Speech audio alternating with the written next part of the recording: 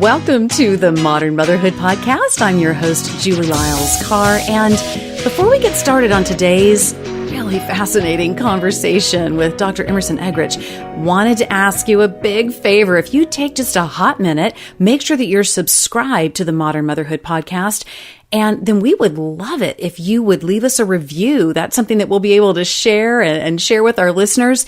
And in the way that podcast world works, anytime that you subscribe and you review, give us a nice bunch of little gold stars. It always helps get the word out about the podcast so that others can find it. Those who are looking for information and encouragement and resources in their mothering careers. So we would so appreciate it if you would take a minute and do that for us. Now, today on the Modern Motherhood Podcast, from AllMomDoes, we're going to be hearing from best-selling author Dr. Emerson Eggerichs. You probably know him from his work on marriage with his book called Love and Respect. Of course, that is a perennial bestseller and has been so much a part of the healing and health of a lot of marriages. He's got a new book out called Mother and Son, The Respect Effect. I think you're going to find this conversation so interesting as he unpacks the relationships between moms and their sons. And hey, even if you don't have a son, your husband was somebody's son. So be sure and take a listen, because these dynamics between moms and sons are so important. And so we welcome to the Modern Motherhood Podcast, Dr. Emerson Eggerichs. Hello, Emerson. How are you? Thank you, Julie. I've been looking forward to it. I'm doing well. Thank you. Good. Now, you're a best-selling author, you're a speaker, a pastor, a husband, a father, a grandfather, and you are also a son. Give us some backstory on your life as a son. I kind of have my backstory about my life as a daughter. I want to hear about your life as a son and how you think that your upbringing, your relationships, and your family of origin, how all of that impacted you.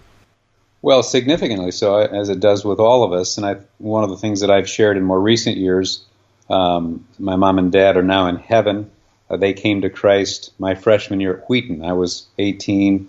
My sister did as well, my brother-in-law. So all four of my family members came to Christ my freshman year. But that backstory is that when I was 2.5, maybe, I saw my dad attempt to strangle my mother to death. The scene was very vivid. He had already passed on at that point years later before I even surfaced this information. And so when I relayed the story to my mother, she just was aghast, saying I was too little. There's no way that I could remember it. And as I described it in detail, I said, "Is that what happened?" And she said, "Yes." And I said, "Well, then I did remember it." But that obviously had a real impact on me. And, maybe 8 years later, when I was 10 or 11, we learned that my dad was committing adultery. At a certain point, I picked up a butcher knife and I told Mom I was going to stab Dad. It was false bravado. I had no intentions of doing that. My mother's a very successful businesswoman. She taught acrobatics, taught tap dancing, had hundreds of pupils, just a great personality, a great spirit. She's a wonderful, positive individual. But she sensed at that point that I probably needed to go to a military school. There was a collision course with my dad, and so at age 13, and it was a mutual thing. I wanted to go as well because my cousin was in the military and I idolized him, and so I was fascinated with wearing a uniform and marching and carrying a rifle, and so it wasn't like I went kicking and screaming, right. Although I got homesick that 8th grade year and wanted to quit. But Mom started another business to, fund this. Dad wasn't going to have anything to do with it. So for the next 5 years, I was at military school, Missouri Military Academy. But at age 16, I heard the gospel through a Billy Graham film called For Pete's Sake. I heard that God was there, He was my Father, He loved me, that Christ died for me. And I went forward and asked Christ into my life and found out that Billy Graham had gone to Wheaton College. I didn't know any of that Christian community stuff, didn't know anything. But applied to Wheaton, was accepted. And that's when Mom and Dad brought up some, I went to an Outward Bound type program, and they brought up some, clothing for me and so on and so forth after that 2-week thing. And they listened to 400 students singing, worshiping, and they'd never seen that before. They stood in the back, and that was the set of seeds, in addition to my own change, that caused them to come to Christ. But those experiences, resulted in wounds, and I refer to this as the wounded healer. I spoke at Liberty University with, 12,000, 13,000 students, talked about being the wounded healer and how God intends to take those wounds and use those. But my mother was fundamental, foundational. She was one of 6 children. 4 of her brothers were dead before they were like 7 or 8 years of age. There were in South Dakota, there were many different things that happened, disease and so on and so forth. My own dad's dad died of the flu epidemic in 1918. So there was a lot of suffering. Her own dad was an invalid, had polio. He would crawl on the floor. He was a county clerk unopposed for over 30 years. But so she came out of suffering. Mm-hmm. And so she would say, Daddy doesn't know how to be a dad. His dad died when he was 3 months old. He doesn't know how to be a dad. And she was very empathetic with me. She didn't embitter me. She didn't come at me about dad. I mean, she was very wise in how she navigated that situation between my dad and me and even her, because they divorced when I was 1 but remarried each other. But then they separated for the next 5 or 6 years. So there were some tremendous tensions. So all of those factors, Julie, really impacted me and affected me. And I think partly, obviously, this was one of the reasons that I'm feeling so strongly about mother-son relationships and the power of that relationship. Right. I love that phrase, the wounded healer. I think that's really a profound phrase. And I love that our listeners have the ability now to know from you that the things that you teach on marriage and the things that you're teaching on a mother-son relationship are not just things you've sort of dreamed up. These are things that you have lived at a very deep level, and particularly from just right at the start of your childhood. Talk to us about the importance of the mother-son relationship, because I know sometimes we can almost feel like as moms, oh man, it's all on me. Like if these kids don't turn out right, everybody's going to look at me. And, I know we have the experience, Mike and I, in our marriage. For example, on Sunday mornings, I work at our local church and I'll run up there and get some things done. And Mike will bring the twins. And sometimes it looks like they have literally just rolled out of bed with mismatched shoes. And I think everybody's thinking, where is that child's mother? Well, look how their mother dressed them. They just kind of naturally tend toward the mother thing. So how do we make sure that we're nurturing those relationships? Talk about the importance of that mother-son relationship, but also help us understand how to keep it in context where we don't necessarily feel all the eyes and all the fingers pointing at us as moms. Right. Well, you can take a mother or most women into shame in 30 seconds. Yeah. Just to your point, I mean, that's exactly right. Mothers care deeply. They're sensitive. They're aware. There are a lot of pressures, not the least of which is what other mothers are going to say or think. There is a culture that women, experience that men don't always fully appreciate or even recognize. But apart from what other people think, mothers just care about their children and want the best for them, and are fully devoted to this.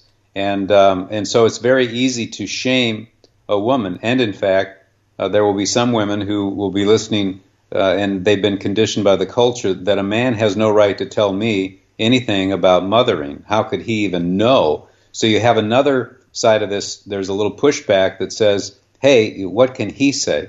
And one of the points that I make is I don't have the insights that mothers have, but I do have insights into the heart of boys, and I am a boy, just as I think every mother understands instinctively, and we've done a good job of this overall, of trying to communicate to fathers what the daughter feels. And mothers are always whispering in the ears of the father about the daughter, because she understands. The little girl, is there, but the little girl is in the woman as well, and the little boy is in the man. But we've really kind of removed the idea of coaching mothers via a father or via someone like me to understand the heart of a boy, because already, to your point, mothers already feel inadequate, that they're failing, they're the worst person on the planet. Sarah felt that so many times, my wife. And so it's a delicate topic. But it's an important one, because at the end of the day, mothers adore their sons, they want the best for their sons, and they're always trying to improve and gain insight to be more effective, particularly when I talk about the fact that a mother wants to connect with her sons. Connectivity is a huge desire. She wants to sense and feel that she's connected with him. And the world is wonderful when she feels that sense of connection. But she's frustrated at times that connection typically is not there with her son in the way it is with her daughter. And that is baffling to her. And she can't always figure out why her boy reacts to her the way he does. Even if you've got twins, to your point, you can have 2 teenagers, one's a girl, one's a boy, and the mother can come at the teenage girl and just really rip into her verbally. But then, they're in the bedroom, and then they start going at each other. And then the mother said, well, I'm sorry, I shouldn't have said it that way. And the daughter said, well, no, Mom, I'm sorry, I shouldn't have said it that way. And then they get on the bed, their legs are crossed, and for the next half hour, they're just talking about what they're feeling. Well, the next night she can do that with her boy, and he just shuts down. He just goes rigid. Typically, there are reverses to that. There's some girls that don't talk, and there are boys who talk all the time. But generally speaking, the boy clams up because he's filtering that conversation from the mother in a way that the daughter does not. The daughter instinctively knows Mom wants to talk and connect so that we can clear the air and have a sense of connectivity with each other. She just instinctively knows that. Whereas the boy feels Mom is using this topic as another opportunity to send him a message that she finds him inadequate and doesn't approve of him. And if a mother and son, if they struggle, and let's say they from the very beginning struggle, over the long term, what does that mean in the development of this boy into a man? What does it mean for his future relationships with women? Well, it depends on what we mean by struggle. I think there's going to be normal tension, and mothers need to realize, Jesus himself said, a son shall leave father and mother. There's nowhere it says the daughter shall leave father and mother. There is an independence in the male that's God-given, and so he's going to come to a point where he's 16, 17. He's going to resist Mom in a way that he doesn't resist anybody else. It's not against her. It's his own need to become a man that can die for his country, die for his mother, die for, boys go through internal things, but they aren't writing poetry about this. They're not saying, let me tell you about my feelings. But inwardly, they are doing this, and there's a pushback on Mom that is just normal. But if she uses what I call the honor language or respect talk, the book that I wrote, Mother and Son, and the subtitle is The Respect Effect, if she words herself, she could be spitting mad at him. She can say, I'm so spitting mad at you right now. How do I say this in a way that you don't think I'm trying to diss you? How can I say this? You don't think I'm using this topic as another opportunity to send you a message I don't like you? That's not the case. You would literally die for me if I don't kill you first, And you're an honorable young man, so explain to me why you did this. Now, Julie, did you notice what I did in all of that? Do you notice any vocabulary words? I'm hearing it, what if I, and what if I, and what if I, but tell me more. Well, I used the word diss. Yes, I used the word honorable. I didn't say, you're not being loving, or I love you a ton. He knows he's not lovable, and he knows you love him a ton. That does not register. But when a boy feels like, I'm not trying to be disrespectful, I know I'm coming across to you in that way, doggone it, we need to take a 5-minute break because you're talking to me disrespectfully, and I'm probably going to dishonor you. Let's come back and talk about this in an honorable way. But for the life of me, I can't figure out where your head was at when you did this, and how do I bring this up without you shutting down on me because you think I'm trying to put you down rather than believe that I believe in you more than anybody. See, it's word choice. So one of the points I make to mothers is you can be as emotional as you want. Boys can take that emotion, but they can't take dishonor or disrespect. They can't take the fact that they think that you're trying to put them down for who they are as a human being, particularly if a boy does something that's shameful, the sexual component, things that happen along that line that typically don't happen with girls. He then begins to feel like he's very unrighteous in your eyes, and he begins to filter those confrontations. And a lot of times mothers have long ago forgotten that episode or whatever it was that happened. She's not even thinking about that. But that's front and center in his radar screen. So he tends to interpret her negativity toward him through a different grid. And she needs to disarm that by using what I call respect talk. And that is, I'm not trying to be disrespectful towards you. You're an honorable young man. And I know as a 17-year-old, if someone came in this room right now, you would die for me to protect me. But right now, I've got to figure out why you're not doing these chores, and how do I get through to you on this topic without you shutting down on me? And what I hear, too, in all of it is honor language, it's respect language, and it also, I think, can be read as an encouragement. I see the man that you are. I see the man in you, and that is there, and that's what I want to help you bring into full bloom. I think that definitely helps balance out in those times that we are having to have the hard conversation about a piece of behavior or a choice that was made, that we're keeping it in balance. I think that is so helpful. We'll get right back to this important conversation about sons and their moms and how respect plays into that conversation. But first, I want to make sure you're getting connected in a great supportive community with lots of tools, equipping, and encouragement. And a great way to do that is through MOPS. For over 40 years, MOPS has been inviting women into community through the commonality of motherhood, building friendships, and earning the opportunity to share Jesus with them. maybe for the first time. MOPS believes that all moms are world influencers and exists to encourage and equip all moms everywhere to live their best lives. Check out mops.org to find a local gathering in your neighborhood. Tell me about the impetus for writing your latest book, Mother and Son, The Respect Effect, because, of course, all of us know you from Love and Respect, which is about marriages. What were you seeing that led you to believe that this was also a message, Mother and Son, that needed to get out there? Well, and let me comment on that in a moment. It was because of all the mothers who are writing me, and I'll explain that to you. But back to a point you were making, it's a huge point that you made.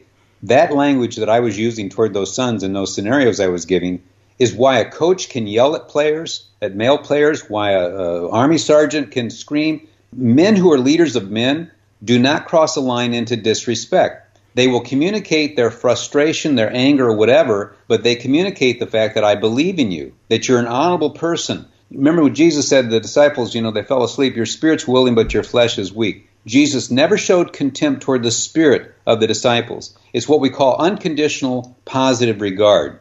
That when you're confronting a boy in particular, he's hypersensitive. There's been brain research done. There's a thing called the female brain, but in that, young teenage girls want to be liked. It's very important that they're liked. But young teenage boys need to feel that they're respected. They really don't necessarily care if you like them, but they need to know that you respect them. And so what happens, he filters those conversations with his mothers through that. And so she has to have a positive regard toward his spirit while she's confronting behavior that's unacceptable. And it's also very important that we understand we're not talking about deserving respect. The culture says respect must be earned. But the minute we lock into that, then every mother feels justified to show her son contempt because he's not met the standard of respect in her eye. And no human being will respond to the feeling that you have contempt toward me, that you despise who I am as a human being. So it's very important. And research has been pointed out on females that when they're upset, their eyes darken, their face can turn sour, they can sigh, they roll their eyes, the hand on the hip, the scolding finger. These are all what the researchers point out are gestures of contempt. Now, every woman toward every woman gets it. They know exactly she's upset about something, and they tend to say, I'm sorry, what did I do? Oh, I'm so sorry, I'm so sorry. The I'm sorry statement is unending among women. But when boys see that, they interpret that as this is a message that you find I'm inadequate as a human being. And the mother will lose the heart of her son unless she counters that with words. And this is what's so beautiful and easy. Women are great at vocabulary words. And if you'll introduce just a couple words, I'm not trying to dish you here, not trying to be disrespectful. You're an honorable young man, but I'm spitting mad. I'm angry at what's happened here. Separate what you did from who you are because I believe in you. You're an honorable man. And it's that kind of language. Now, the book came a result because the Love and Respect conferences dealing with husbands and wives in marriage, we talk about men serve and die for honor. And this is a foreign idea to many women, especially back in 2004 when I wrote the book. I put back on the radar screen in some ways this idea of respecting a man based on Ephesians 5:33, where God in his word says a husband must love, a wife must respect. And 1 Peter 3 says you win a disobedient husband through your respectful behavior, not by loving him. Women naturally love, but they don't naturally respect, especially when they feel unloved. They are very natural at being disrespectful, but then they say, well, he should know I didn't mean it. But in a man's world, that's the same thing as a father harsh and angry and yells at his daughter and says, well, she should know I didn't mean it. I mean, we are too quickly to dismiss the power of what we're doing toward the person of the opposite sex because we don't feel what they feel. But the point is, these mothers who were in the conference as wives went back and said, my son is a boy. I wonder if I applied some of this to him, if it would work. Well, Julie, women began to write me, hundreds of women over the years, and said, this is working with my son.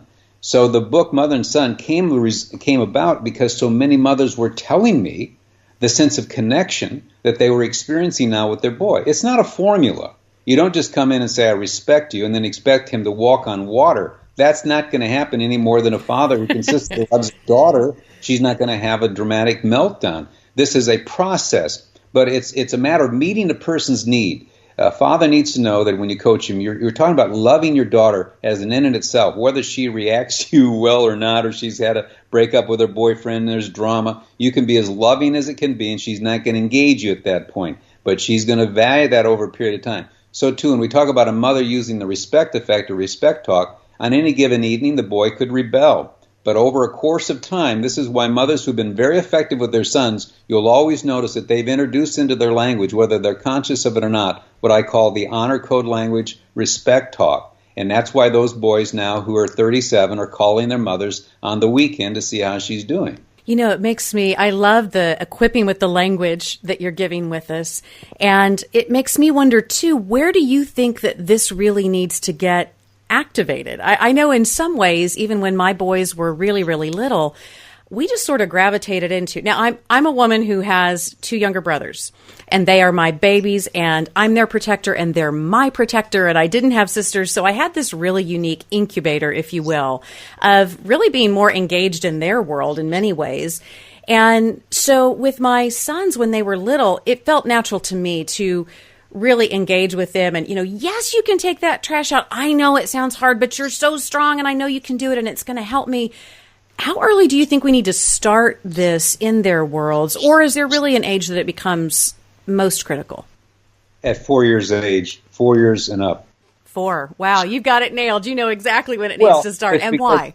It's because the mothers, they would use language like this. My little boy, my sweet little baby, my sweet little precious baby, he's just turned 4 and he's now all boy. And what she was meaning is all boy is not sweet to her.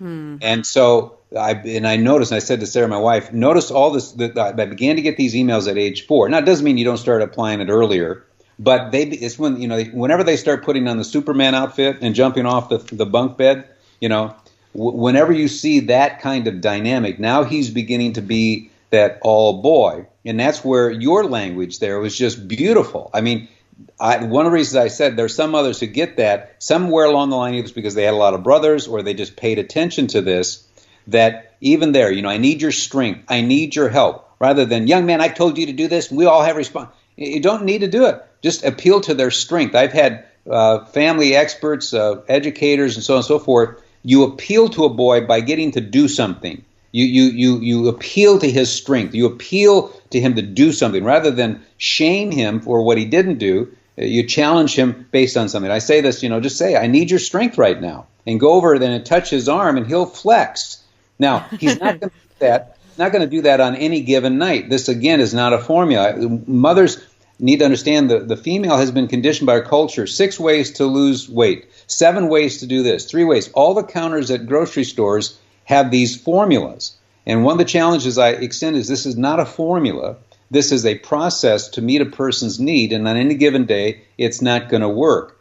People have said, I'll try that theory. Well, this isn't a theory. This is how God has wired your son. Just as father says, well, I'll try this theory about how to love a daughter. We would be aghast at any man that said that. But boys have been removed from the radar screen here because of certain voices in the culture that have made them, even I just read an article today that this woman was writing an article as to why we have all of the problems in our society, and it's because of the shootings and so forth. The common denominator is that they're males.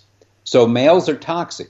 But what was not pointed out is that these males are also dying for women in Las Vegas and Aurora, Colorado, and are the first responders. And so, you don't just make this blanket statement that males are toxic. You have to be much more guarded. That's just a very reductionary kind of a perspective.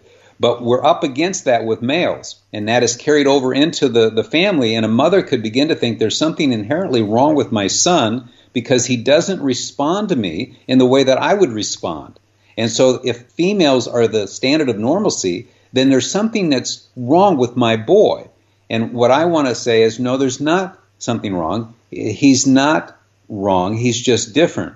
And the beautiful thing is if you meet that need, just as I say to women, if a father was very loving and consistently so with his daughter, would that make a positive impact on him?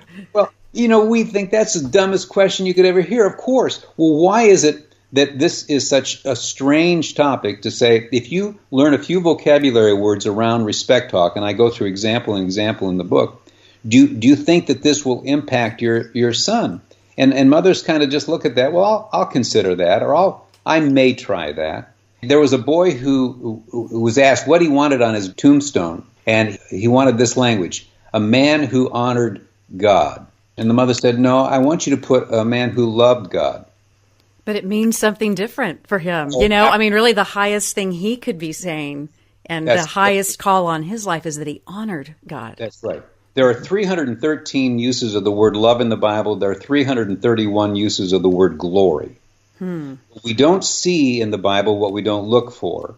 And it's important to understand we're made in the image of God. And God, there's a pink side of love, but there's also the blue side of honor and glory. But the boy was saying something, I want to be a man who honored God. And that was unacceptable to the mom. Now, she wasn't mean-spirited. Women are not mean-spirited, and this is why it's important we understand there's no meanness. Mothers want the best for their sons, and so they're going to coach them. But one of the things that we're saying is let him express to you what he's feeling and listen carefully to what he's saying. And you will hear these issues of honor, respect. It'll come out. You'll see it. You can feel it. And you can watch him almost melt or get energized when someone honors him and does it in a way that speaks to him as a man. It may not be that affectionate, lovey-dovey language that would be as meaningful to you, but watch what causes your son to stick his chest out. What is it that you sense energizes him? And track along that line, and you'll discern it, just as every father needs to understand the sentimentality of his teenage daughter and why that note from the boyfriend that she lost has caused her to go into, a weeping mode. It's just a note. Get over it. No. No. It's more than that, those notes when you get them. I myself have 3 boys and I have 5 girls. So I'm sure we've got some listeners out there who they may only have girls that they're raising in their family. What about the message of this book, Mother and Son, is important for them to know and to really get hold of for their daughters? Well, and many have written me on that point that they said, I grew up in a family of girls and I've got girls, but I suddenly realized my daughters are going to marry boys and we don't understand them. You're right. And so what is it that motivates a boy? How does he respond? And how can we use this language without being manipulative? This is very powerful. That's why, you always, the girl has a sexual relationship with a boy, but he told me that he loved me, I mean, there is power in saying you love a girl. You got to be very cautious, and boys need to be coached very firmly. You don't use that. This is so powerful to her. Well, so too, you can manipulate a boy. A girl can manipulate a boy by honoring him, looking up to him. This can be highly manipulative. So there's a fine line between manipulation and motivation. But this just reinforces the incredible power of this. But the book was written also for mothers, as we're pointing out, who don't have sons, but their daughters need to understand how this is going to work itself out. And it's powerful stuff. And it's so freeing because when you do it, you see people soften. They move toward you. They want to interact with you. But you've got to do it with authenticity. But as I point out, there is tremendous power here. God intended this to work, to influence, to energize people. And it's so powerful, we have to be guarded in how we use it. What are the dangers of mom raising a son in a way that does not speak respect to him? And again, I want to be very careful for our listeners here. We are not saying that you don't step in and discipline that cute little boy of yours when he pulls something, or that, lanky teenager when he's late again for curfew or pulls a stunt that leaves you just shaking your head. We're not talking about not engaging as a parent on that level. We're talking about the way that you do it. But unpack for us in this way the dangers of not incorporating honor language between mother and son. Well, again, it comes down to that issue of distinguishing his character's heart from his behavior. He's going to do things that are not respectable. And so it's very important that we make that distinction. You don't respect things that aren't respectable. You don't respect the fact that he stole money from, your daughter. That's not honorable. But you don't have to show contempt toward the spirit of your son. And the moral equivalency, the analogy is, your daughter is not always going to do things that are lovable as a father, but to use harshness and anger and even come across in a way that feels hateful toward her. There isn't a woman on the planet who would accept a father who would say that. But we've come to a point where love is to be unconditional. We've coached fathers, you should be a loving man, as you confront her on behaviors that are not lovable or respectful. And there isn't a woman that couldn't give voice to that. But isn't it odd to me that when we talk about doing the same thing toward your son, but not in the love area, but with the respect language, that some look like, deer in headlights, that they don't comprehend how to do that. They will default to the fact, well, I need respect, or he needs to earn respect, or I'm not going to show him respect for things that are not respectful. Well, no one's asking you to do that. The challenge, though, is this is your son. He's not our son. And the question is, can you give him a gift? Because mothers love to serve. It's in your nature to nurture. So give him this gift without feeling you're going to lose power. And I wrote another book called Love and Respect in the Family, which helps parents coach their sons and daughters how to be respectful toward them. This book isn't saying that parents don't need to be honored. The Bible says honor father and mother. And I wrote 300 pages on how to coach your children to respect and honor you. But this book, Mother and Son, helps a mother in particular to make sure that she doesn't step over in the line, that he begins to feel that my mom not only doesn't like me, she's disgusted with me. She has a sense of disdain toward me. And that's where you'll lose the heart of your son, just as every daughter will be lost from a father who says no one could ever love you. I think we have a lot of women out there, I'm sure amongst our listeners, and you know the stats as well as I do, women who have been victimized at the hands of a man. And I think that we're going to really be challenged as a generation as more and more of those stories are now being told for women who are raising sons. Like, how do I not carry over what may have been a really devastating situation at the hands of a man to this son of mine who is going to be growing up into a man? How do I make sure that I don't do that? It sounds like your mom was able to determine a way to do it. I'd like to hear you talk about that. Well, yeah, I mean, the point I make is regardless of our own family of origin issues or our own woundedness, we have to be mature people who, because I've been wronged by a man doesn't mean that all men are toxic, as we were talking about before. The same as we'd say to a man whose mother, was a prostitute, that he should hate all women. So we have to evaluate, Jesus said and Moses said and Paul said, let every fact be confirmed, that we've got to be factual people. So a mother who has been wounded, and deeply so, and has been defiled in sexual abuse and those issues that I've dealt with, you've been defiled. You feel there is no set of words that can capture, and we're seeing that right now with Me Too phenomena. Women who have been defiled all get it. Young girls are virtuous and tender and innocent, and then something is introduced to them that is like, this is completely beyond their comprehension, and then they are defiled and they are devalued, and the personal shame that they go into. So all of that is beyond words. And so your point is there is evil that has come to people.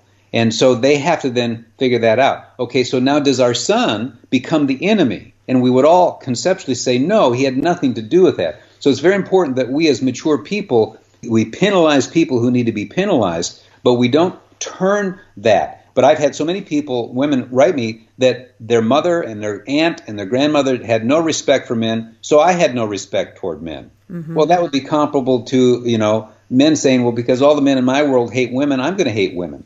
Again, we would be aghast at that, but the moral equivalency has to be applied on the other side. So our precious baby boys, you need to make sure that if you have a pain and a woundedness that's there because some man or several men have done something to you, don't take that on your boy. And particularly guard against that spirit of contempt. And this is the killer, that if you come across in a way that he feels that you have contempt toward who he is because he's a man, because he's a boy, you're going to lose his heart, because what he's going to do is close off out of fear and out of a need to protect himself against that. He is vulnerable. And then if you think he's being stubborn because he's closed off, you're going to up the ante. And you'll see this happen with some families where the mothers then really come uncorked with contempt because the boy is just closed off and isn't listening to her. And she's going to lose that boy. And so my role is to say, you don't have to get a message through with contempt. No husband, no boy, no human being feels fond feelings of love and affection in their heart towards someone they think despises who they are as a human being. That is not going to work. So the key is to deliver your message in a respectful, dignified way. Just as we'd say to a father, you've got to deliver your message in a loving way. Yes, she's frustrating you, your daughter, she's irritating you, but you're the adult here, and you need to communicate this in a loving way as best you can. And when you don't, seek forgiveness. She's not expecting to be perfect. Just say, honey, I'm sorry, I got too angry there, I came across in an unloving way. So too with your boy, you don't have to be perfect. Afterwards, say, come back, I was way too disrespectful. I'm upset because I think I believe in you way too much. I see all the things in you that are honorable, and I'm just in shock about this a little bit, but I was wrong in the way that I reacted. Will you forgive me for that? I shouldn't have reacted that way. We still have to address what happened, but I got carried away with it. Most boys are going to be very forgiving of that, and you're going to see their spirit soften. It's what we call the honor code. When you seek forgiveness of another man, as one man to another man, for having dishonored him, I dishonored you, I don't know where my head was at, I was wrong, Joe, can you forgive me? I just was out of line. Okay, no problem. Let's move on. Men are very quick to forgive if they sense that the apology is in the area of the, transgression. One of the problems that mothers make is they apologize to their sons for being unloving, but boys don't see their mothers as unloving.